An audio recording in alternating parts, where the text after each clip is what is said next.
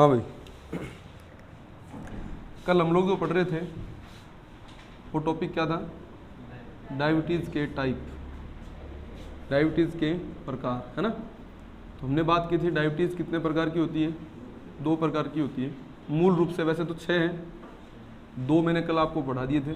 Diabetes type 1 और एक था डायबिटीज़ टाइप 2। इस प्रकार से डायबिटीज़ को हमने 2 भागों में बांटा था, टाइप 1 और टाइप 2। इसका कारण क्या था? इंसुलिन की कमी, हमने इसको भी पढ़ा था। और इसका कारण था अप्रभावी जीन, और वो अप्रभावी जीन कौन से गुणसूत्र पर था? गुणसूत्र संख्या 2 पर था। सही है ना भाई? इसके बारे में हमने खूब बात की थी। तो 2 डायबिटीज़ हमने कल क्लास के अकॉर्डिंग पढ़ दिया था। अब आगे वाले कुछ पार्ट्स और अपने को पढ़ने हैं, ठीक है ना। 3 नंबर डायबिटीज़ का नाम लिखेंगे हाइपोग्लाइसीमिया, ठीक है भाई। हेडिंग डाल दो, लिख दो हाइपोग्लाइसीमिया, ठीक है ना। यहाँ पर एक शब्द देखो, वर्ड मेरे पास आ रहा है हाइपो, है ना भाई। और हमने पढ़ा था हाइपो का मतलब क्या होता है? कमी, सही है ना।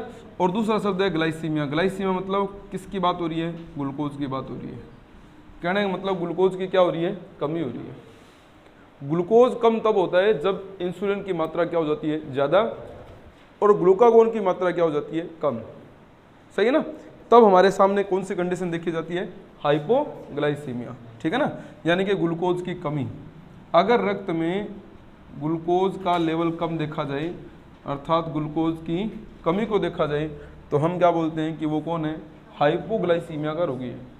ऐसा प्रभाव तभी देखा जाता है जब बॉडी में इंसुलिन क्या हो?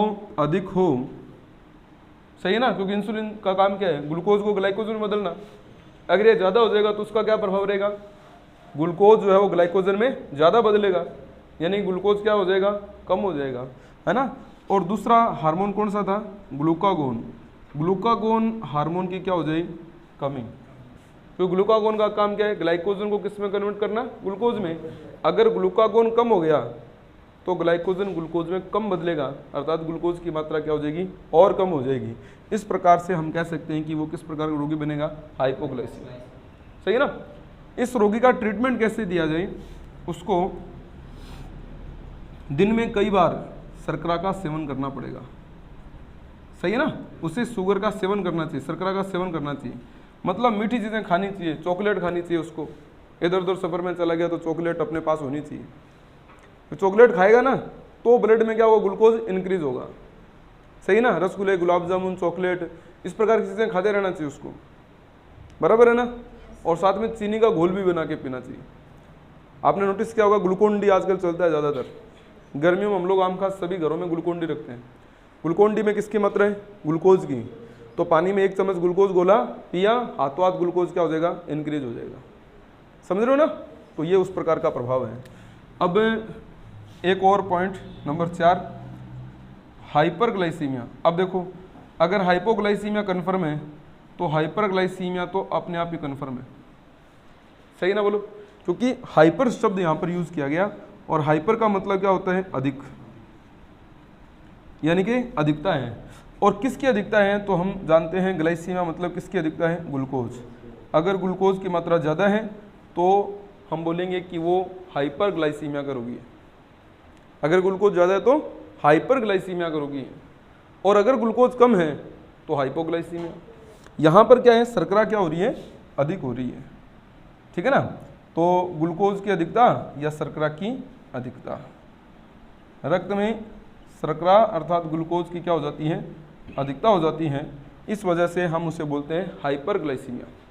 और हाइपरग्लाइसीमिया का प्रभाव तब देखा जाता है जब ग्लूकोज तो क्या हो जाए?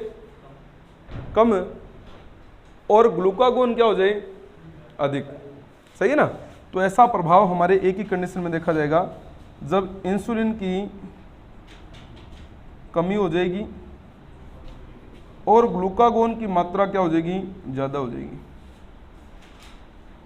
इंसुलिन कम और ग्लूकागोन अधिक। जब इस प्रकार का प्रभाव हम देखेंगे तो हम बोलेंगे कि किसका प्रभाव देखने को मिल रहा है, हाइपरग्लाइसीमिया, ग्लूकोज ज़्यादा हो रहा है ना। और अगर मान लो ग्लूकोज कम है तो हम क्या बोल रहे हैं, हाइपोग्लाइसीमिया। हाइपो मतलब ग्लूकोज की कमी, हाइपर मतलब ग्लूकोज की अधिकता। टाइप 1 टाइप 2 तो हमने बात करी रखी है, ठीक है ना। तो अब 5 नंबर और 6 नंबर विकृति अपने और देख लेते हैं। 5 नंबर विकृति का नाम है डायबिटीज मेलिट्स, बहुत फेमस रोग है डायबिटीज मेलिट्स, ठीक है ना। डायबिटीज मेलिट्स अपने इसको बोलते हैं।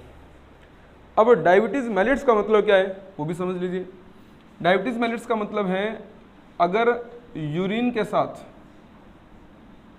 ग्लूकोज का उत्सर्जन हो जाए, ठीक है ना, यूरिन और ग्लूकोज इन दोनों का उत्सर्जन हो जाए, मतलब अगर हमारे बॉडी से निकलने वाले यूरिन में ग्लूकोज की मात्रा भी हो तो हम बोलेंगे कि उसके अंदर किस प्रकार का प्रभाव देखने को मिल रहा है, डायबिटीज मेलिट्स, ठीक है ना। डायबिटीज मेलिट्स एक ऐसा रोग है जिसमें यूरिन के साथ ग्लूकोज का क्या होता है, उत्सर्जन हो जाता है। बोलो बात समझ में आ रही है ना। इसका पता कैसे चलेगा, इसका पता तब चलेगा जब हम किसी खुले स्थान पर यूरिन करने जाते हैं, ठीक है ना। जैसे सार्वजनिक शौचालय होते हैं जहाँ पर एक ओपन तरीके से अपने यूरिन कर देते हैं, सही है ना, वहाँ पर नालियाँ बनी होती छोटी छोटी तो यूरिन पड़ा रहता है। ठीक उसी प्रकार से मान लीजिए मैंने मैदान पर यूरिन कर दिया हो, अब मैदान में क्या होगा, जो वाटर होगा वो तो क्या हो जाएगा, वेपोरेट हो जाएगा, सही है ना, और शर्करा उस जगह पर रह जाएगी। अगर शर्करा रह जाएगी तो इधर उधर की चिंटियाँ उस यूरिन की जगह पर आ जाएगी। बोलो गलत बात है या सही बात है। अगर आपके किए हुए यूरिन के अगल बगल में चिंटियाँ झुंड बनाकर आ जाए तो इसका मतलब हमारे यूरिन में ग्लूकोज की मात्रा बाहर निकली है। तो ये किस प्रकार का प्रभाव देखने को मिलेगा, डायबिटीज मेलिट्स, हम इसको डायबिटीज मेलिट्स बोलेंगे। क्या कोई दिक्कत है, बहुत बढ़िया। अब 6 नंबर सबसे इंपॉर्टेंट है क्योंकि यही रियल कंपटीशन की ओर इशारा कर रहा है। तो अब हमारे पास लास्ट में बनेगा diabetes insipidus, very very important, diabetes insipidus. ये पर्टिकुलर साइंस बेस्ड टॉपिक है ये अभी इंसिपिड्स वाला, डायबिटीज इंसिपिड्स, ठीक है ना। अच्छा, डायबिटीज इंसिपिड्स तब देखा जाएगा जब हम लोग बार बार यूरिन का क्या करेंगे, उत्सर्जन करेंगे। यदि किसी व्यक्ति द्वारा बार बार मूत्र उत्सर्जन की प्रक्रिया को देखा जाता है, बार बार कोई व्यक्ति अगर मूत्र का उत्सर्जन कर रहा है तो इसका मतलब उसमें किसका प्रभाव देखने को मिलेगा, डायबिटीज इंसिपिड्स का प्रभाव देखने को मिलेगा। समझ में आ रही बात ना। अब ये इंसिपिड्स है क्या भला, होता कैसे है, इसके ऊपर अपने चर्चा करते हैं। देखो उधर वाला नोट हो गया होगा सबका, मिटा दूं भले, लिख लो, कोई बात आराम से लिख लो, कोई इशू नहीं है। उससे पहले मैं ना एक हार्मोन कनेक्ट कर देता हूँ इधर, क्योंकि हमें हार्मोन के साथ जुड़ना पड़ेगा इस जगह पर। तो यहाँ हार्मोन जो है उसका नाम है वैसोप्रेसिन। वैसोप्रेसिन हार्मोन की कमी, ठीक है ना। वैसोप्रेसिन हार्मोन की क्या हो रही है, कमी हो रही है। वैसोप्रेसिन एक ऐसा हार्मोन है जो पीयूष ग्रंथि की अग्रपाली से स्रावित होता है, सॉरी पश्चपाली से, माय मिस्टेक, पीयूष ग्रंथि की पश्चपाली से स्रावित होने वाला हार्मोन है जिसका काम है यूरिन की अधिक मात्रा में से जल का क्या कर दो, पुनः अवशोषण कर दो। समझ में आ रही बात क्या। अब हमें इसको समझ रहे हैं, इस पॉइंट को पर्टिकुलर, कि वैसोप्रेसिन हार्मोन काम करता कैसे होगा, ठीक है ना, क्या तरीका होगा उसका काम करने का। तो उसकी कार्य प्रणाली को हम समझेंगे तो आराम से अपने को व्यवस्थित तरीके से उसका पता चल जाएगा कि भाई ये सिस्टम होता है इसमें, ठीक है ना। वैसोप्रेसिन को हम लोग एडीएच भी बोलते हैं। और मैं आपको बता दूं, वैसोप्रेसिन हार्मोन का काम पूछा था अभी स्टेनोग्राफर के पेपर में, स्टेनो 2021 का पेपर हुआ था जनवरी में, और उस एग्जाम में वैसोप्रेसिन हार्मोन की बात पूछी गई थी, ठीक है ना, कि वैसोप्रेसिन हार्मोन का वर्क बताइए, तो हम आराम से इसका काम बता सकते हैं, ठीक है। नोट हो गया, बहुत बढ़िया। तो सुनिए, अब वैसोप्रेसिन हार्मोन की कार्य प्रणाली को समझना है हमने, थोड़ा सा व्यवहारिक, और फिर हम लोग जो है उसको कंटेंट के साथ कनेक्ट कर देंगे। पहले बात को गौर से सुन लीजिए सभी, है ना। हम सबका जो ब्लड है, इस ब्लड का जो लिक्विड पार्ट होता है ना, उस पार्ट को हम लोग क्या बोलते हैं, प्लाज्मा। और प्लाज्मा का 90% पार्ट जो होता है वो क्या होता है, जल होता है। हमारे रक्त के प्लाज्मा का 90% भाग कौन है, जल है। और प्लाज्मा कुल ब्लड का लगभग 55 to 60% होता है, 55 से 60% भाग होता है। पॉइंट हमारे पास ये है कि जो जल है ना ये, वो यहाँ से यानी कि ब्लड में से निकल कर किस में जाता है, यूरिन में, जो किडनी के द्वारा अल्ट्रा फिल्ट्रेशन की प्रक्रिया द्वारा फिल्टर होता है उस यूरिन में। और यूरिन का 95% भाग भी क्या होता है बोलो, जल होता है। मतलब यूरिन में जो जल आया है ना, यूरिन में से जो जल आया है वो कहाँ से आया है, ब्लड में से आया। आपने पानी पिया, वो सारा का सारा पानी किस में मिलेगा, ब्लड में, बोलो बराबर है ना। और ब्लड में से होता हुआ ये किस में जाएगा, यूरिन में, किडनी में से चलेगा, यूरिया को घोलेगा और मूत्र का निर्माण करेगा। यूरिन का 95% भाग कौन है, जल है। क्वेश्चन ये है कि ये प्रक्रिया लगातार चलती जा रही है, सही है ना। इस वजह से यूरिन की क्या हो जाएगी, अधिकता हो जाएगी, बोलो बराबर। अब यूरिन की अगर अधिकता हो जाए, और अधिकता कब होगी, जब उसमें पानी क्या हो जाएगा, ज़्यादा। तो इस हिसाब से तो हमारे बॉडी से तो यूरिन के साथ पानी बाहर निकल जाएगा, तो नुकसान है ना, ऐसा तो नहीं होना चाहिए। फिर पानी बचेगा कैसे हमारे शरीर में, और हमें कैसे पता चलेगा कि जो पानी है वो संतुलित मात्रा में बाहर निकल रहा है, कम मात्रा में, ज़्यादा मात्रा में, हमें पता कैसे चलेगा, हमारा तो आइडिया खराब हो गया। तो यहाँ सिस्टम क्या कहता है कि जो यूरिन की ज़्यादा मात्रा है उसमें अतिरिक्त जो जल है, जिस जल की कोई आवश्यकता नहीं है, उस जल का क्या कर लिया जाए, पुनः अवशोषण करके उसको किस में मिला दिया जाए, ब्लड में। मतलब जल का पुनः अवशोषण जो है ये भी जरूरी है।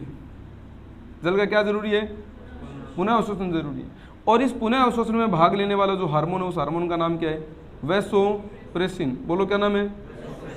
और वैसोप्रेसिन किस ग्रंथि से निकलता है, पीयूष ग्रंथि।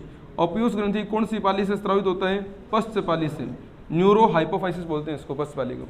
तो जो न्यूरो हाइपोफाइसिस पश्च पाली है पीयूष ग्रंथि की, उस पश्च पाली से निकलने वाले हार्मोन का नाम क्या है, और वैसोप्रेसिन का काम क्या है, जल का। और किस में जल का पुनः अवशोषण, जब यूरिन की मात्रा क्या हो जाती है तो उसमें जल अवशोषित करेगा, यूरिन क्या हो जाएगा, कंट्रोल में आ जाएगा, और ब्लड में मिलेगा तो ब्लड वापस क्या हो जाएगा, इंक्रीज हो जाएगा। बराबर बैलेंस है कि नहीं है। ये बैलेंस करने का जो सिस्टम है वो किसके पास होता है, वैसोप्रेसिन। अब पॉइंट ये है कि मान लीजिए हार्मोन कम हो जाए, क्या हो जाए, कम हो जाए, तो क्या जल का पुनः अवशोषण होगा, तो इस वजह से यूरिन की मात्रा क्या हो जाएगी, बढ़ जाएगी।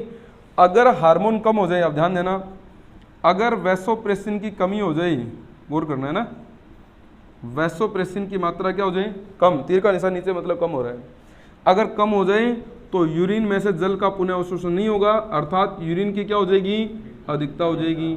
अब यूरिन की अधिक मात्रा से क्या प्रभाव पड़ेगा, हमें बार बार यूरिन करने के लिए जाना पड़ेगा, बार बार क्या करना पड़ेगा, मूत्र का उत्सर्जन करना पड़ेगा।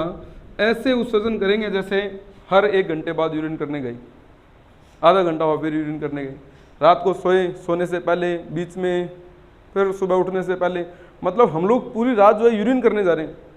दिन में क्लास हुई, आधा घंटा हुआ मैं यूरिन करने जा रहा हूँ, हर घंटे के बाद में। तो ऐसा लगेगा जैसे मूत्र की क्या लग गई हो, लत लग गई हो। नाम क्या पड़ गया, मूत्र लता।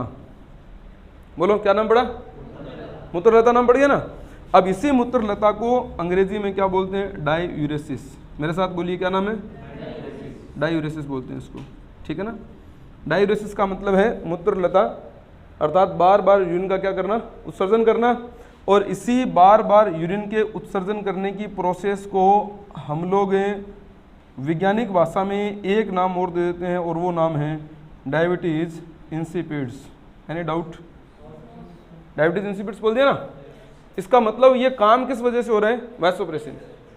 और एक बात और समझिए, अगर वैसोप्रेसिन हार्मोन यूरिन की बढ़ी हुई मात्रा से जल का पुनः अवशोषण कर रहा है, तो क्या वो डायूरेसिस के ऑपोजिट काम नहीं कर रहा। दोबारा सुनो, यूरिन में अगर जल की मात्रा ज़्यादा हो जाती है और हम लोग मान लीजिए बार बार मूत्र का अवशोषण करते हैं, तो इस प्रोसेस को हमने क्या बोला, डायूरेसिस। और ये हार्मोन क्या कर रहा है, इसके विरोध में काम कर रहा है, यानी डायूरेसिस होने नहीं दे रहा, उसमें से जल का पुनः अवशोषण कर रहा है। तो मैं ये कह सकता हूँ कि वैसोप्रेसिन हार्मोन एंटी है। क्या है, किसके एंटी है, डायूरेसिस के। नाम क्या पड़ गया, एडीएच। क्या नाम पड़ गया, एडीएच। तो वैसोप्रेसिन हार्मोन को अपने एडीएच भी कहते हैं। और ए फॉर यहाँ पर वर्ड क्या है, एंटी, डी फॉर क्या है, डायूरेटिक, और एच फॉर क्या है, हार्मोन। नाम पड़ गया एंटी डायूरेटिक हार्मोन। क्या कहानी समझ में आई क्या? बहुत बढ़िया। अब ये क्वेश्चन बहुत ही अव्वल दर्जे का प्रश्न है, मैं आपको बता दूं। आप अगर साइंस बैकग्राउंड के बच्चे हैं तो आपके लिए बहुत इंपॉर्टेंट प्रश्न है। भले आप लैब में जाएं, भले आप रीट में जाएं, सेकंड ग्रेड, फर्स्ट ग्रेड, जो मर्जी हो, है ना। स्टेनो के पेपर में देखो एकदम बेसिक साइंस का पेपर था, उस पेपर में प्रश्न आ रखा है वैसोप्रेसिन हार्मोन का। तो काफ़ी इंपॉर्टेंट हार्मोन है ये अपने आप में। और हमारी आदत क्या है, पीयूष ग्रंथि में एक ही हार्मोन पढ़ते हैं, ऑक्सीटोसिन। पशुओं के टीका किस हार्मोन का लगाते हैं कि जी ऑक्सीटोसिन का। तो दिक्कत इस बात की है कि हम लोगों ने कंटेंट को पकड़ने की कोशिश नहीं करी, तो दिक्कतें बढ़ जाती है। फिर मास्टर ग्रंथि बोलते हैं ये वो, है ना, ऐसी मोटी मोटी बात तो कर लेंगे, लेकिन कंपटीशन में जो छुपी हुई बात है उसके ऊपर चर्चा नहीं करेंगे। और अगर कोई चर्चा करता है तो हम विरोधी बन जाते हैं, ये तो मार थोड़ी आवे, ये भी तो बहुत है ना। और बात मैं बताऊं, ये वाला जो क्वेश्चन है रियल में बता रहा हूं मैं आपको, ओनली 9th क्लास से बिलोंग करता है, इससे ऊपर का क्वेश्चन नहीं है, सिर्फ 9th क्लास का। और हमारा गणित स्तर तो फिर भी 10वीं क्लास तक का है, सिर्फ 9th क्लास से बिलोंग करता है ये क्वेश्चन। और जैसे मैंने बताया सेम टू सेम यही तरीका, ठीक है भाई। तो नोट कर दो, काफ़ी इंपॉर्टेंट पॉइंट है ये। वैसोप्रेसिन हार्मोन यूरिन की अधिक मात्रा में से जल का पुनः अवशोषण करता है, यानी कि यूरिन की अधिक मात्रा को हम बोलते हैं डायूरेसिस, और उसके ऑपोजिट काम करता है तो हम बोलेंगे ये तो एंटी है। किसका एंटी है? डायूरेसिस का एंटी है। नाम पड़ गया एंटी डायूरेटिक हार्मोन, तब हम इसे एडीएच बोलते हैं। इस वजह से इसको एडीएच के नाम से जाना जाता है। वेरी वेरी इंपॉर्टेंट, ठीक है भाई। कोई डाउट है तो बात कर सकता है, नो प्रॉब्लम। देखो diabetes type 1, type 2, hypoglycemia, hyperglycemia, diabetes mellitus and last is diabetes insipidus. इस प्रकार से डायबिटीज को कुल 6 भागों में बांटा गया है, ठीक है। इधर वाला मिटा दूं भली, ये लो जी। अगर कोई एक्सप्लेनेशन चाहिए लाइनों का तो मेरे को बता देना, भाई मैंने तो शॉर्ट समझाने का काम किया। कोई ज़्यादा लंबी चौड़ी लाइनें लिखवानी हो तो बोल देना भाई।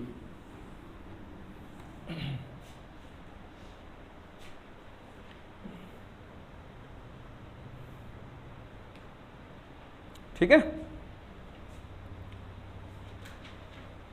पूरी कहानी समझ में आ गई ना। ये सिस्टम तो हमारे बॉडी में है, जैसे मैं आप सब, हम लोग सबका शरीर जो है, हमारे बॉडी में ये काम तो लगातार चल रहा है। आप पानी पी गए, पानी गया सीधा ब्लड में। अब सीधा ब्लड में ऐसे तो नहीं होता कि पानी सीधा ब्लड में चला जाए, पानी पियोगे पाचन तंत्र में से होता हुआ जाएगा। छोटी आंत, बड़ी आंत, बड़ी आंत में जल का अवशोषण होता है, और वो किसमें मिलता है? ब्लड में। ब्लड उसका पूरी बॉडी में सर्कुलेट करता है।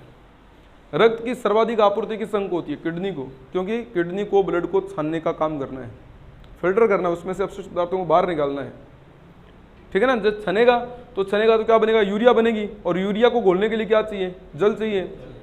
और यूरिया जब जल में घुलेगी तो क्या बनेगा? यूरिन। वो जल की आपूर्ति कौन कर रहा है? ब्लड का प्लाज्मा। ये लगातार काम चलेगा तो ब्लड में पानी की क्या हो जाएगी? कमी। यूरिन की क्या हो जाएगी? अधिकता। ब्लड गाढ़ा हो जाएगा, हमें तो दिक्कत आएगी। तो अगर यूरिन ज़्यादा हो जाए तो उसको ज़्यादा होने से पहले क्या करो? वापस अवशोषण करो जल का, कि जो एक्स्ट्रा पानी है उसको वापस रीअब्जॉर्व करके और किसको दे दिया जाए? ब्लड को, ताकि दोनों की मात्रा क्या रहे? बैलेंस रहे। बाई चांस अगर ये पुनः अवशोषण करने वाला वैसोप्रेसिन नहीं होगा तो वो काम चलता रहेगा और ये काम क्या हो जाएगा? बंद हो जाएगा। इस वजह से यहाँ क्या हो जाएगी? यूरिन की ज़्यादा मात्रा हो जाएगी तो हमें बार बार यूरिन करने जाना पड़ेगा। नाम क्या रख दिया? मूत्रलता, डायूरेसिस।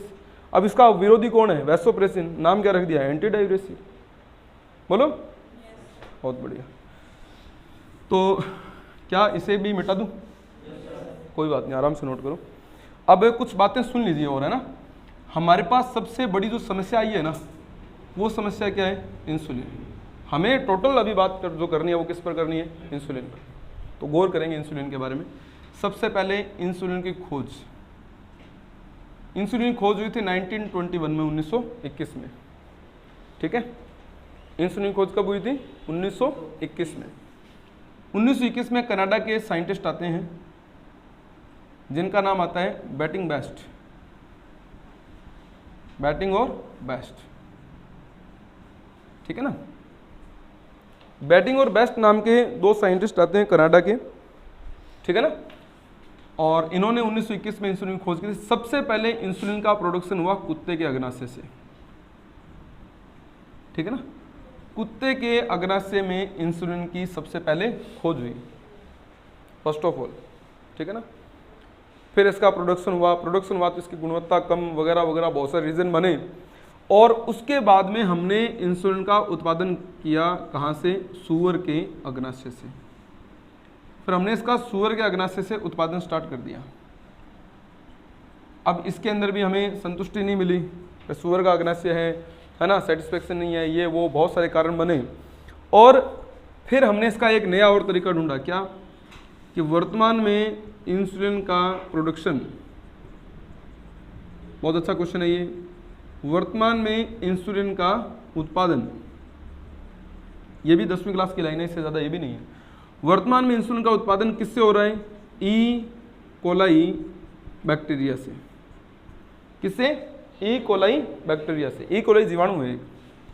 बायोटेक्नोलॉजी में अगर कोई बैक्टीरिया मोस्टली या ज़्यादा लेवल पर कोई काम आ रहा है तो उस बैक्टीरिया का नाम क्या है? E coli. कई किताबों में इसको अलग अलग नामों से जाना गया है। जैसे ई से संबंधित जो शब्द है ना, उसको चेंज कर देते हैं कई बार, जैसे इसीरिकिया कोलाई, इसकी रिकिया कोलाई, इससे रेचिया कोलाई, इसके रेकिया कोलाई, हमें कोई मतलब नहीं, ऐसे ऐसे करके कोई नाम आएगा। बोलो बराबर बात है ना?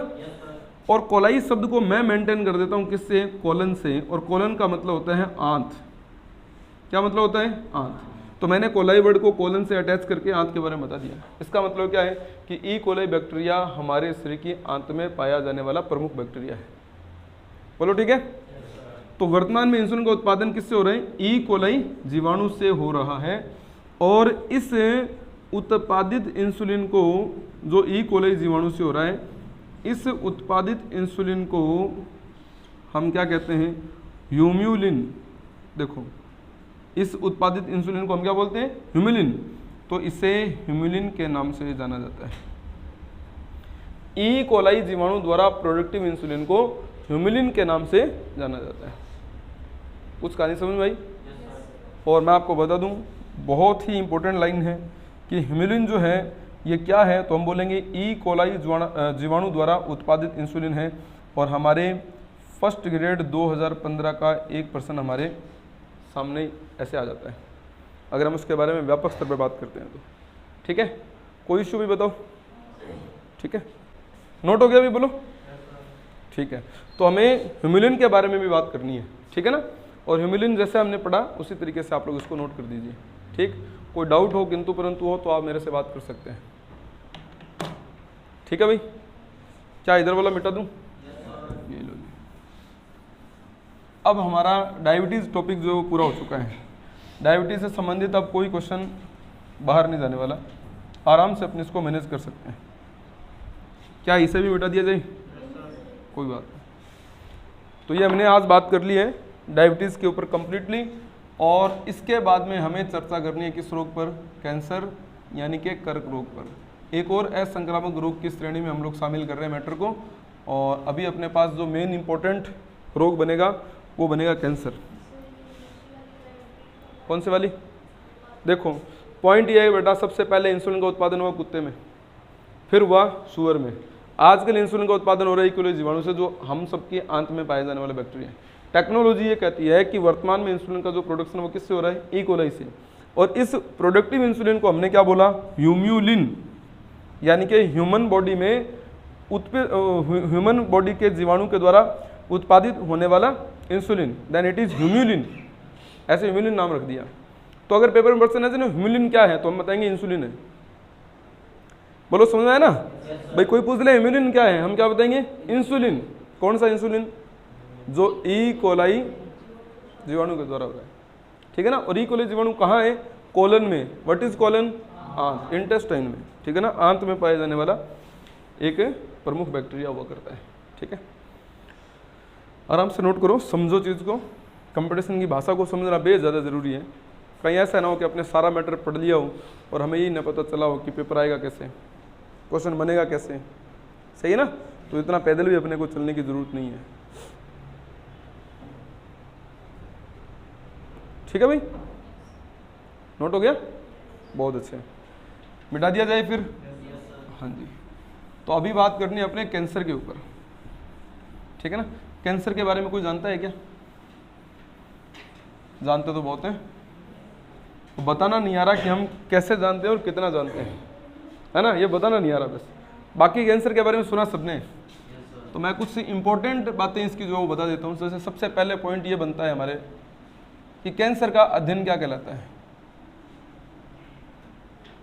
कैंसर का अध्ययन, तो याद रखना कैंसर की स्टडी कहलाती है ऑन्कोलॉजी। विज्ञान की वह शाखा जिसमें कैंसर का अध्ययन किया जाता है उसे हम क्या बोलते हैं, ऑन्कोलॉजी बोलते हैं। ऑन्कोलॉजी के नाम से उसको जाना जाता है। काफ़ी इंपॉर्टेंट फैक्ट है, ठीक है ना। दूसरा, कैंसर के लिए जिम्मेदार जीन कौन सी है, यह मैं इसलिए बता रहा हूं क्योंकि ऑन्को शब्द हमारे सामने बहुत बार आएगा, ठीक है ना। कैंसर के लिए जो जिम्मेदार जीन है उस जीन का नाम है प्रोटो-ऑन्कोजीन। प्रोटो-ऑन्कोजीन। और एक बात और याद रखना, जिस किसी के आगे लिए प्रोटो शब्द लग जाए इसका मतलब ये होता है कि वो निष्क्रिय अवस्था है या पूर्व की अवस्था है, कंप्लीटली सक्रिय अवस्था नहीं है। और प्रोटो शब्द जैसे मैं हटा दूंगा तो पीछे क्या बचेगा, ऑन्कोजीन। जैसे प्रोटो-ऑन्कोजीन के लिए मैं क्या बोलूँगा कि यह एक निष्क्रिय अवस्था में उपस्थित जीन है, और जैसे ही प्रोटो शब्द हटेगा मैं क्या बोल दूंगा, ऑन्कोजीन। और ऑन्कोजीन का मतलब क्या है, ये निष्क्रिय नहीं है, अब ये कैसी अवस्था में है, सक्रिय अवस्था में है। बोलो बराबर। यानी कि जो प्रोटो-ऑन्कोजीन है वो किस में बदल गई, ऑन्कोजीन में, अर्थात जो निष्क्रिय जीन है वो किस में कन्वर्ट होगी, सक्रिय जीन में कन्वर्ट होगी, एक्टिव होगी वो, ठीक है ना। ये इसके लिए वर्ड यूज हो रहा है, और इसी शब्द से मैंने कौन सा शब्द बना दिया, ऑन्कोलॉजी, ठीक है। अब पहला पॉइंट इसमें, क्योंकि ये तो बड़ी बात थी, पहला पॉइंट ये कि यह एक उत्परिवर्तन जनित रोग है। यह एक उत्परिवर्तन जनित रोग है। कैसा रोग है, उत्परिवर्तन। उत्परिवर्तन का मतलब क्या होता है, अचानक उत्पन्न होने वाला परिवर्तन। स्वस्थ शरीर है, अचानक उसके बॉडी में नेगेटिव चेंजेस आए, कोशिकाओं का समूह बना और हमने क्या बोल दिया कि कैंसर हो गया। यानी कैंसर एक अचानक उत्पन्न होने वाला रोग है। जब कोई रोग अचानक से होता है हम उसे क्या बोलते हैं, उत्परिवर्तन। तो कैंसर भी अचानक से होता है, कोई प्लानिंग तो होती नहीं है इसकी। तो यह एक उत्परिवर्तन जनित रोग है। पहली लाइन ये बनेगी इसकी, ये काफ़ी इंपॉर्टेंट लाइन है, ठीक है ना, ये याद रखना है अपने को। कैंसर असंक्रामक तो है ही, लेकिन उसके साथ साथ उत्परिवर्तन जनित रोग भी है। चलो भाई अगला पॉइंट, नेक्स्ट पॉइंट गौर से सुनेंगे। कैंसर जो है विश्व में 100 प्रकार का है, ठीक है ना, लेकिन विश्व में सर्वाधिक, यानी कि फर्स्ट पोजीशन पे अगर कोई कैंसर है तो वो कौन सा है, फेफड़ों का कैंसर। फेफड़ों का कैंसर वर्ल्ड में 1 नंबर पे है। वर्ल्ड में 1 नंबर पे कौन सा कैंसर है, फेफड़ों कैंसर, बिकॉज ऑफ स्मोकिंग, है ना। हर वक्त जो है मतलब स्मोकिंग करना, उन लोगों में ज़्यादातर इसकी संभावना रहती है। समझ रहे हो मेरे बात, क्योंकि स्मोक करेंगे ना तो स्मोकिंग करने से जो नशीला पदार्थ, अब तंबाकू में कौन सा नशीला पदार्थ होता है, निकोटिन, नाम नहीं सुना आपने। अब निकोटिन जो है वो क्या करेगा, इस निष्क्रिय जीन को किस में बदल देगा, सक्रिय जीन। ये गड़बड़ है। इसका मतलब हम सब के बॉडी में कौन सी जीन है, प्रोटो-ऑन्कोजीन, लेकिन किस रूप में है, निष्क्रिय। अब निष्क्रिय रहनी चाहिए, वो सक्रिय होगी तो गड़बड़ करेगी। और वो सक्रिय कब होती है, जब कोई जहरीला पदार्थ, जहरीला मतलब विषैला पदार्थ, अर्थात कोई नशीला पदार्थ भी हो सकता है, निकोटिन भी हो सकता है, तामसिक प्रवृत्ति का भोजन भी हो सकता है, जो बॉडी के टेम्परेचर को क्या करता है, बढ़ाता है। तो ऐसा कोई भी रासायनिक पदार्थ जो बॉडी के टेम्परेचर को बढ़ाएगा, निष्क्रिय जीन किस में बदल जाएगी, सक्रिय जीन में। और सक्रिय जीन में बदलते ही किसका प्रभाव देखने को मिलेगा, धीरे धीरे कैंसर का। अब वो कैंसर कैसे स्टेज में आता है वो आगे धीरे धीरे अपने लर्न कर लेंगे। बोलो कोई समस्या है, फिर साधारण बात है एकदम, है ना। और हमारे देश में आपको पता है स्मोकिंग सबसे ज़्यादा है, और तंबाकू लेने के तरीके भी सबसे ज़्यादा हमारे इंडिया में ही है कि नहीं, बोलो। बीड़ी में तंबाकू, सिगरेट में तंबाकू, और जर्दा भी तंबाकू, है ना। हमने स्मोकिंग की वो तो अलग, उसको होठों के नीचे दबा भी दिया। और जो ज़्यादा गुटखा खाते उसमें भी क्या होता है, तंबाकू। और ये कारण है कि जो गुटखा खाने वाले लोग हैं उनको कौन सा कैंसर होता है, जबड़े का कैंसर। और आप देख लो सिगरेट के ऊपर लिखा होता है, जर्दे के ऊपर लिखा होता है टोबैको कॉजेज कैंसर, सही ना, टोबैको कोजेस कैंसर। इसका मतलब पता है क्या है, तंबाकू से कैंसर है, वो तो बात ठीक है, लेकिन आप किसी प्रोडक्ट को बेच भी रहे हो और आप इस बात पे मजबूर भी हैं कि उसकी नुकसान भी बता रहे हो, कुछ ना कुछ तो लॉजिक है ना भाई। तंबाकू हमारा बिजनेस है, हम उसको बेच रहे हैं और साथ में हमें उसकी बुराई भी करनी पड़ रही है, हमें दुनिया को ये भी कहना पड़ रहा है कि इससे कैंसर होता है, और आप फिर भी इसको खरीदिए, और लोग उस फोटो को इग्नोर करते हुए खरीदते भी हैं। इसका सीन क्या है, सरकार के द्वारा कुछ नियम होते हैं, अब मेरे को इतना ज़्यादा पॉलिटिकल का तो पता है नहीं, नियमों का भी जानकारी नहीं, लेकिन ऐसा सिस्टम होता है कि अगर आप कोई नशीला पदार्थ बेचते हैं जो स्वास्थ्य के लिए हानिकारक हैं, तो आप उस नशीले पदार्थ के प्रोडक्ट के ऊपर का जो रैपिंग है ना, उस रैपिंग का 80% भाग जो है उस पर मतलब नुकसान वाला फोटो लगाकर और फिर उसको बेचने का काम करेंगे। सिर्फ 20% जो जगह है ना, बस उस पर आप अपने प्रोडक्ट का नाम लिखेंगे, बाकी 80% पर ये कैंसर की फ़ोटो लगानी ज़रूरी है। ये सिस्टम होता है उसका। इसलिए देख लो, आप कोई भी तंबाकू खरीदते हो, आप तो शायद नहीं खरीदते होंगे, है ना, कोई तंबाकू का पैकेट होता है, कोई जैसे गुटखा होता है ना, उसके ऊपर हमेशा ही लिखा होता है। और हम लोग है ना कानून को, क्योंकि हमारा कानून लचीला भी है, तो हम लोग कानून की कोई ना कोई कमी निकाल लेते हैं, है ना। क्या चर्चा हो रही है? हाँ नहीं, वो तो चीज़ है। अब जैसे कोई फिल्म भी आएगी और कोई फिल्म में मान लो धूम्रपान करता हुआ दिखाई दे, तो उसमें भी एक नीचे आ जाता है कि धूम्रपान करना दंडनीय अपराध है ना, और इससे कैंसर होता है, ऐसे लिखा आता है। मतलब वही बात है ना कि किसी व्यक्ति को कोई मैसेज गलत नहीं मिलना चाहिए कि भी इससे कुछ नहीं होता। एक सीन हो रहा है, आपने नोटिस किया होगा, हमारे देश के आजकल जो अभिनेता लोग हैं उनके पास काम की कमी है, तो इस वजह से वो गुटखे जर्दे का जो है प्रचार ज़्यादा करने में लगे। नोटिस किया होगा? कौन कौन सी व्यक्ति है बताओ? अमिताभ बच्चन भी इसमें शामिल है, अक्षय कुमार भी है, शाहरुख खान भी है, अजय देवगन भी है। अजय देवगन, शाहरुख खान और ये अक्षय कुमार, इन तीनों ने तो विमल पान मसाला की इतनी ऐड की है। सिस्टम पता है क्या है? अब जैसे विमल पान मसाला है, अब उसमें क्या है, उसमें जर्दा नहीं है, उन्होंने तरीका निकाल दिया। क्या तरीका निकाला कि ये तो पान मसाला है जी, ये कोई तंबाकू थोड़ी है, ये तो माउथ फ्रेशनर है। समझ रहे हो? जैसे अपने घरों में अपने सौंफ खाते हैं ना, वो कहते हैं ये तो वैसा है, माउथ फ्रेशनर है, इससे तो मुंह साफ रहता है। तो नशा किससे होता है? तो वो विमल का बच्चा देते हैं साथ में, छोटा सा होता है कि नहीं होता? मतलब एक तरफ पान मसाला, और अगर आप इसको नशे के रूप में यूज़ करना चाहते हैं तो छोटा सा एक तंबाकू का पैकेट भी देंगे कि आप इसमें वो मिला लीजिए, अब नशा भी हो सकता है। क्यों? क्योंकि अगर विमल पान मसाले में मान लो कैंसर वाली फोटो आ गई तो सेल के अंदर क्या हो जाएगी, गिरावट आ जाएगी, कमी आ जाएगी।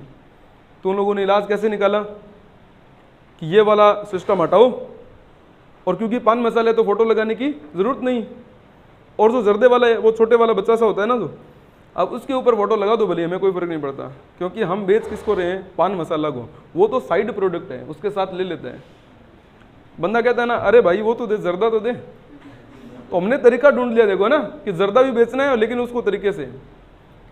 और बाकी हम लोग जो गाँव के अंदर देखते हैं, शहरों में भी देखते हैं, जब कोई जर्दे वाला पैकेट लेता है तो उसके ऊपर अधिकांश पार्ट पर फोटो ही किसकी होती है? कैंसर वाले चेहरे की फोटो होती है ना, जबड़े कैंसर उसमें दिखाया जाता है। तो हम लोगों के यहाँ पर क्या, तंबाकू को लेने के तरीके बहुत हैं। अभी कोई नए तरीके और आ रखे हैं, जर्दे के तकिए से बने आते हैं छोटे छोटे, मैंने देखा लड़के जो है ना तकिया यूज़ करते हैं। तकिया मतलब समझते हो ना, एक पैकेट सा होता है और उसके अंदर जर्दा भरा होता है, और वो मतलब उसको ऐसे मलने की ज़रूरत नहीं होती। कमाल है, नई नई टेक्नोलॉजी, और वो भी किसमें? जर्दे में। बताओ कितनी बड़ी बात है। इतनी टेक्नोलॉजी अगर स्टडी में अपने शामिल कर लें तो मुझे लगता है 1-2 टेक्नोलॉजी हमारी बात बन जाएगी, है ना लेकिन तरीका वही है ना। तो वर्ल्ड में फेफड़ों कैंसर क्या है सबसे ज़्यादा? Because of smoking. अब नंबर 2 सुनिए, विश्व में 2nd पोजीशन पर कौन सा कैंसर है? स्किन कैंसर है। बिल्कुल सही बात है, 2nd पोजीशन पर स्किन कैंसर है, यानी कि त्वचा का कैंसर है। वर्ल्ड में 2nd नंबर पर त्वचा कैंसर माना जाता है। ठीक है भाई। अब महिलाओं में सर्वाधिक ब्रेस्ट कैंसर, महिलाओं में सर्वाधिक संभावना जो रहती है वो किसकी रहती है? ब्रेस्ट कैंसर की, यानी कि स्तन कैंसर। महिलाओं में स्तन कैंसर 1 नंबर पर है। और वैसे देखें सभी मनुष्यों में, सभी प्रकार के, तो उनमें फेफड़ों कैंसर सबसे ज़्यादा है। स्किन कैंसर सेकंड पोजीशन पर है। अच्छा, बॉडी का ऐसा कौन सा पार्ट है इसमें कैंसर होने की संभावना कम है? कैंसर की न्यूनतम संभावना,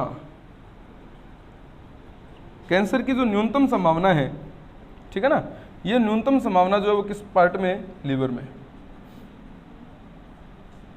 बॉडी के कौन से पार्ट में कैंसर की संभावना बहुत कम है या न के बराबर है? तो हम क्या बताएंगे? लीवर।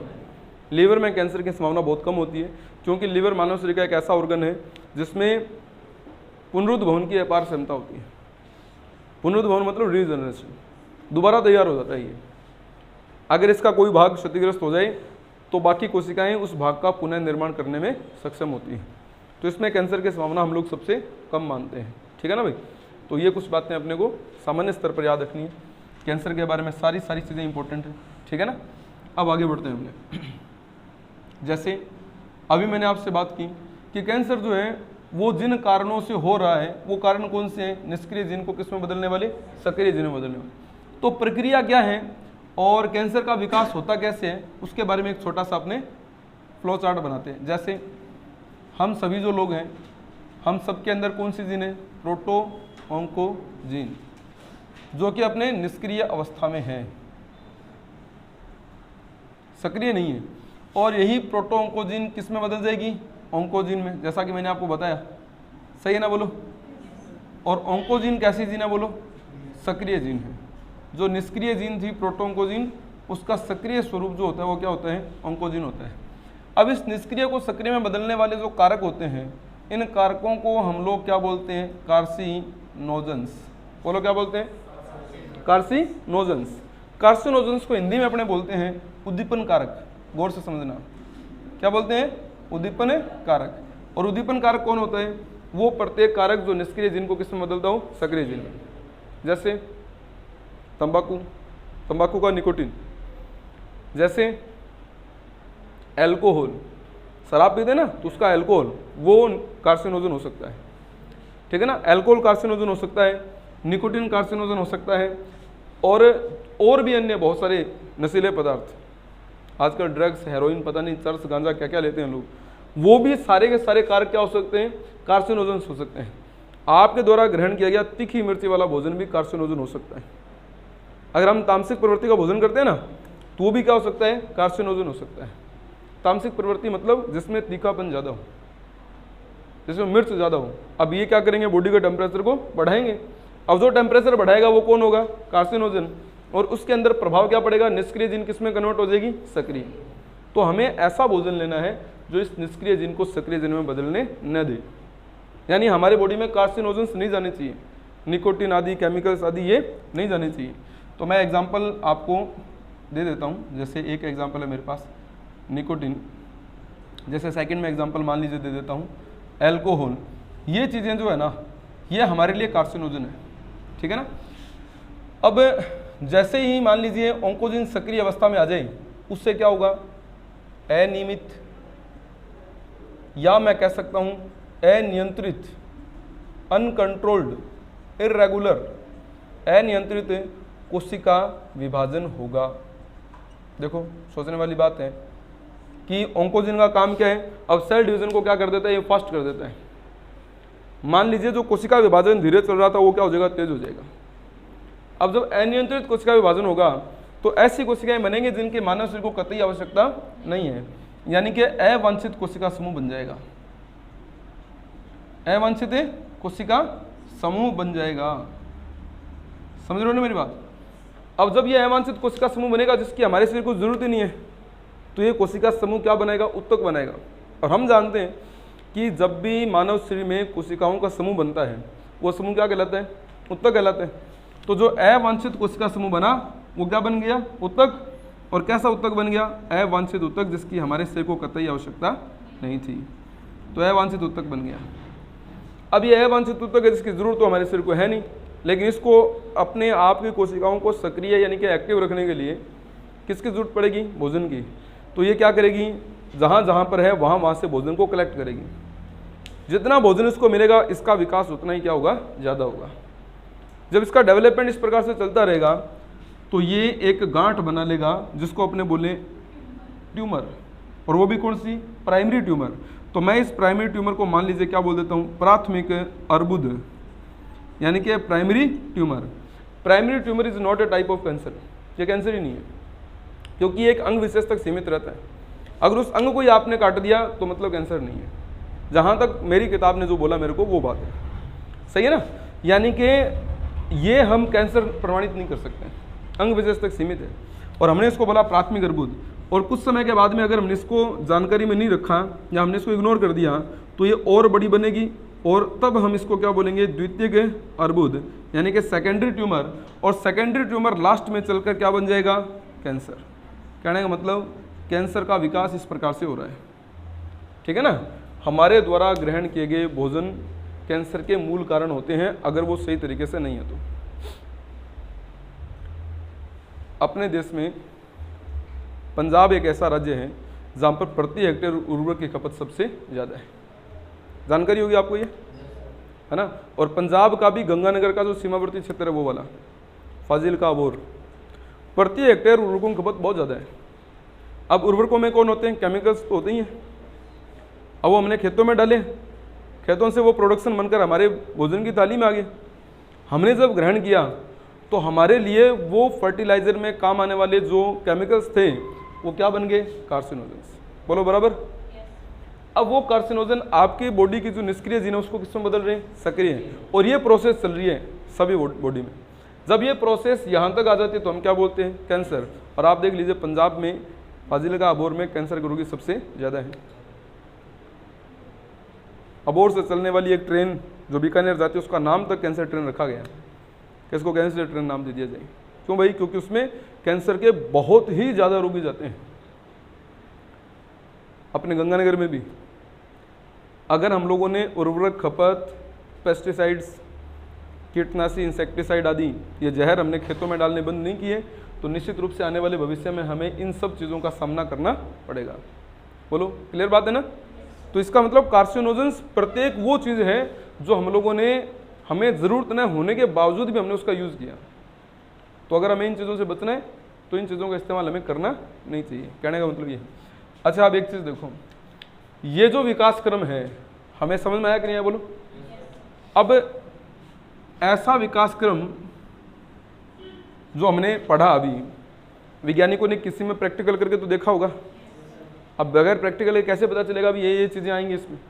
तो वैज्ञानिक दृष्टिकोण से ऐसा प्रयोग एक चूहे में किया गया, और चूहे को इंग्लिश में क्या बोलते हैं, माउस। मैंने बताया कि कैंसर के लिए कौन सा शब्द यूज होता है, ओंको। देखो, ओंको, प्रोटो ओंको, ओंको, सब हर जगह पर ओंको। तो जिस चूहे में कैंसर के विकास क्रम को समझाने के लिए प्रैक्टिकल किए गए वैज्ञानिकों के द्वारा, उस चूहे का नाम भी क्या रखा, यानी ऐसा माउस, ऐसा चूहा जिसमें ओंको अर्थात कैंसर का अध्ययन किया गया। सही है ना। तो अगर कोई पूछे ओंको माउस क्या है तो हम क्या बताएंगे, कैंसर के विकास क्रम को समझाने हेतु वैज्ञानिकों द्वारा प्रयोग में लिया गया चूहा क्या कहलाता है, ओंको माउस कहलाता है। या वैज्ञानिकों द्वारा कैंसर के विकास क्रम को समझाने हेतु प्रयोग में लिया गया प्रायोगिक चूहा किस नाम से जाना जाता है, ओंको माउस। कोई डाउट है किसी का? तो ये बात समझ में आ गई होगी सबको ना, कि ये प्रोसेस जो है ना, इसी प्रोसेस को अपने किस नाम से जानते हैं, कैंसर के नाम से जानते हैं। कोई चिंता फिक्र है तो बात कर सकता है, अगर नहीं है तो हमने यहाँ तक की जो बात है इसका शुरुआती जो चैप्टर है वो हमने पढ़ने का प्रयास किया है, ठीक है ना। उम्मीद है कि सबको समझ में आ रहा होगा। बहुत बढ़िया।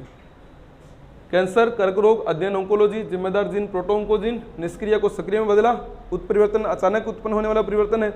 विश्व में सबसे ज़्यादा फेफड़ों cancer because of smoking. Second skin cancer है। स्किन कैंसर के ऊपर हम बाद में बात करेंगे जब हम लोग मेलानोमा नामक एक पिगमेंट पढ़ेंगे, मेलेनिन की मात्रा जब बढ़ती है तो हम उसे मेलानोमा बोलते हैं, और इसके बारे में अपने आगे चर्चा कर लेंगे। और महिलाओं में सर्वाधिक कैंसर कौन सा है, स्तन कैंसर, ठीक है ना। और कैंसर की न्यूनतम संभावना जो किस में देखी जाती है, लीवर में। लीवर में कैंसर की संभावना न के बराबर होती है। क्या इधर वाला मैटर मिटा दूँ, ये लो जी। अब आगे का पार्ट जो है वो समझना आपने। जैसे कैंसर में जो ये ट्यूमर होती है, इस ट्यूमर को अपने दो भागों में बांटते हैं। यानी कैंसर में बनने वाली ट्यूमर कितने प्रकार की होती है, दो प्रकार की ट्यूमर होती है, समझ रहे हो ना। तो ध्यान रखना, कैंसर में बनने वाली जो ट्यूमर होती है दो प्रकार की होती है। फर्स्ट इज बिनाइन ट्यूमर, ध्यान देना भाई, पहली कौन सी है? Benign tumour. बिनाइन ट्यूमर का मतलब यहां पर क्या है वो भी समझ लो। बिनाइन ट्यूमर को हम हिंदी में बोलते हैं सुदम अर्बुद, सुदम अर्बुद। यह एक ऐसी ट्यूमर है जो अंग विशेष तक सीमित रहती है, अंग विशेष तक सीमित रहती है, मतलब फैलती नहीं है, एक पर्टिकुलर बॉडी के पार्ट तक ये सीमित रहती है। तो हम ये कह सकते हैं कि बिनाइन ट्यूमर अंग विशेष तक सीमित ट्यूमर है और इसका उपचार जो है वो संभव है, उपचार हो सकता है। क्या उपचार होगा? जिस ऑर्गन में है उसी ऑर्गन को बॉडी से बाहर निकाल दो, आपका ट्रीटमेंट हो जाएगा। जैसे आपने नोटिस किया हो कई बार महिलाओं के जब ब्रेस्ट कैंसर होता है तो उनका स्तन ही काट दिया जाता है, मतलब कैंसर खत्म, पार्ट गया, कैंसर गया। कई बार लोगों में तंबाकू का ज़्यादा इस्तेमाल करने वाले, जर्दा लगाने वाले, गुटखा खाने वाले लोगों में जबड़े कैंसर होता है, जबड़ा ही निकाल देते हैं, जबड़ा निकल गया मतलब कैंसर खत्म। बोलो सही बात है? तो ये प्रोसेस है मतलब किसकी? बिनाइन ट्यूमर की। कि बिनाइन ट्यूमर एक ऐसा कैंसर है जो एक पर्टिकुलर ऑर्गन विशेष तक क्या रहता है? सीमित रहता है। Number 2, second is malignant tumour, malignant tumour, ठीक है ना। अब मैलिग्नेंट ट्यूमर का मतलब क्या है? दुर्दम अर्बुद, इसको दुर्दम बोलते हैं। देखो आप मुझे बताइए, आपको नाम कौन सा खराब लगा? कौन सा नाम आपको खराब लगा, सुदम या दुर्दम? दुर्दम नाम में नेगेटिव एनर्जी है, ऐसा लगता है दुर्दम में ही गड़बड़ है, सुदम तो फिर भी सुदम मतलब कुछ ठीक है। और वैसे देखें तो ट्यूमर होनी नहीं चाहिए ना बॉडी में, चाहे सुदम हो चाहे दुर्दम हो, हमें किससे मतलब है? हमें तो सुदम भी नहीं चाहिए, है ना। फिर भी अगर बाई चांस हमारे अंदर ईश्वर न करे कि कभी ऐसा रोग हो, लेकिन जिस किसी में होता है तो उसमें हम लोग ये ट्यूमर्स देखते हैं, बिनाइन और सेकंड इज मैलिग्नेंट ट्यूमर, जिसको अपने क्या बोलते हैं? दुर्दम। दुर्दम शब्द का अर्थ होता है बिगड़ा हुआ स्वरूप। दुर्दम शब्द का अर्थ क्या होता है? बिगड़ा हुआ स्वरूप। और ऐसा स्वरूप जिसका बॉडी में इन्फेक्शन क्या है? फैल रखा है। जब कोई चीज़ बॉडी में फैल जाती है, एक ऑर्गन तक नहीं रहती, दूसरे ऑर्गन तक चली जाती है, तो उसके लिए हम लोग क्या वर्ड यूज़ करते हैं? मैलिग्नेंट वर्ड यूज़ करते हैं। यानी कि वो बहुत ही ज़्यादा पीड़ादायक परिस्थिति बन चुकी है, उसकी क्रिटिकल कंडीशन बन चुकी है। क्रिटिकल कंडीशन के लिए हम लोग मैलिग्नेंट शब्द को यूज़ करते हैं। जैसा कि अभी 2 दिन पहले अपने मलेरिया के बारे में पढ़ा था, तो आपको याद होगा मैंने एक मलेरिया के अंदर बोला था कि मैलिग्नेंट मलेरिया, अगर आपको याद हो तो मैंने मैलिग्नेंट मलेरिया शब्द को प्रयोग में लिया था, दुर्दम मलेरिया मैंने बोला था। और मैंने कहा था कि दुर्दम मलेरिया, मैलिग्नेंट मलेरिया, अभी अपने शायद वो पटवार या RAS प्री 2021 का एग्जाम होगा, जिसमें पूछा गया था कि दुर्दम मलेरिया का रोगजनक बताओ। प्लाज्मोडियम फॉल्सीपेरम, याद है कुछ? और मैंने मलेरिया के अंदर 4 प्रोटोजोआ बोले थे, प्लाज्मोडियम ऑक्सेली, प्लाज्मोडियम मलेरी, प्लाज्मोडियम वाइवेक्स और प्लाज्मोडियम फॉल्सीपेरम। और मैंने बोला था कि फॉल्सीपेरम ज़्यादा इंपॉर्टेंट है क्योंकि उसको 2 बार पेपर में पूछा गया, एक रीट एल्बन 2015 में और एक वर्तमान में 2021 के, में भी पटवार या RAS प्री, दोनों में से किसी एक पेपर में था, मेरे को कन्फर्म याद नहीं। तो हमें ये याद रखना है कि मैलिग्नेंट शब्द का अर्थ है कि जब कोई रोग का स्वरूप अत्यधिक बिगड़ जाए तो हम कौन सा वर्ड यूज़ करते हैं? मैलिग्नेंट, ठीक है ना। तो मैं इसमें क्या लिखूंगा? अंग विशेष तक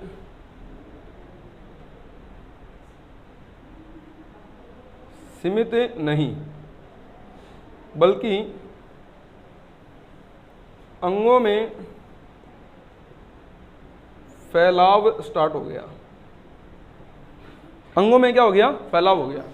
यानी ये एक ऐसी कंडीशन है जिसमें ये फैला नहीं है, सॉरी, एक अंग विशेष तक नहीं, उल्टा क्या हो गया? अंगों में फैल गया। क्यों फैल गया?